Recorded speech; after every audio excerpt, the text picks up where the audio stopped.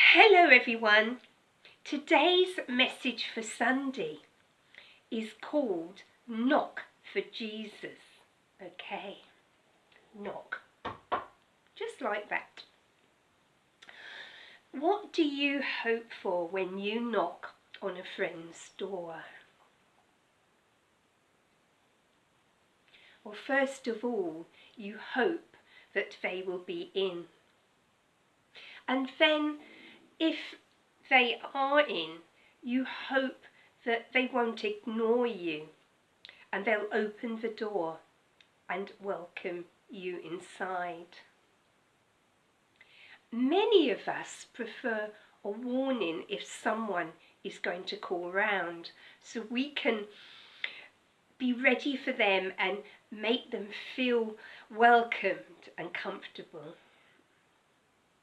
Jesus, on the other hand, is always well organised. He'll put a lot of us to shame, won't he? He doesn't need any warning whatsoever. And he is waiting for you, you. He's waiting for you to knock on his door. He's looking out for you, hoping you don't pass him by without giving him a thought. We may be a little particular who we welcome into our homes, but Jesus will accept us whatever state we may be in, both mentally or physically. Whether we are wearing designer clothes or ones we got from the jumble sale, he is going to welcome you and I with open arms. Despite any addictions you may have, despite whether you've been in prison half a dozen times or more, despite whether you have a master's degree or no qualifications whatsoever, whether you're articulate or illiterate.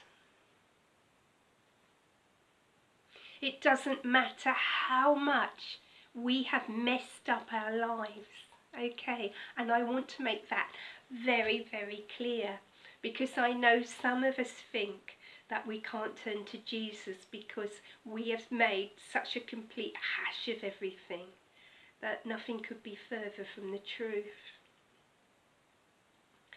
What we see, he doesn't, and thank goodness for that.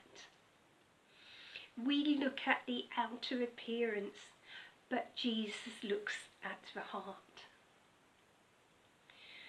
We'd all be in the doghouse, wouldn't we? Well, I'd be in the doghouse. I can't speak for you. Sorry, folks. I speak for myself.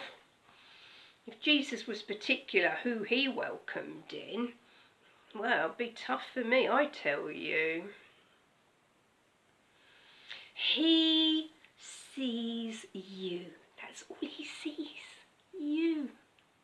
Your struggles, your fears, your worries and concerns. And he cares. He truly cares about every aspect of you, okay? People often think that in this crazy, messed up world, Jesus has enough on his plate to sort out without finding the time for them. But listen, that is totally incorrect. Don't think you are so insignificant that he is not going to want to be bothered with you. That's a lie Satan is telling you to keep you away from him. And we all know that Satan is the father of all lies. And he's pretty good at lying, folks. He's pretty convincing. So this is why it's so important that you know what you are up against. Then you know who you are fighting and how to deal with them. When you realise this, you can tell Satan to get stuffed and then refuse to listen to his nonsense, because that's all it is. You don't have to listen to it if you don't want to, and you certainly don't have to believe it. You shouldn't believe it. But listen, now I'm serious here. Don't go getting into conversations with him, because that is not a good idea, okay? And it can lead to a lot of trouble. Satan doesn't deserve your time, and it would be dangerous to give it to him anyway. Okay, so no conversations with Satan. You can tell him to get stuffed and leave it at that. Okay, get behind me, Satan. All right. If you call on Jesus, he's going to be well happy. He's waiting for you. Yes, you. And you will find that he will open the door. There is absolutely no one that he will refuse. We're going to be looking now at a couple of verses in Matthew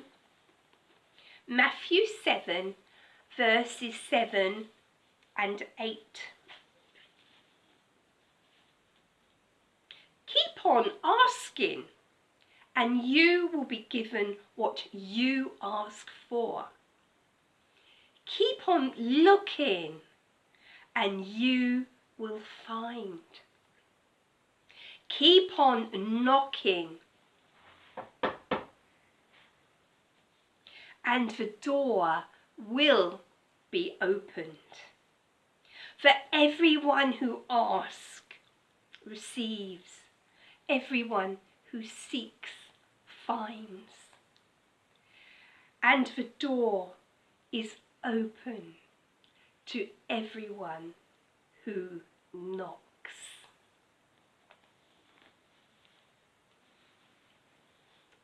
So folks, give Jesus a knock. Goodbye.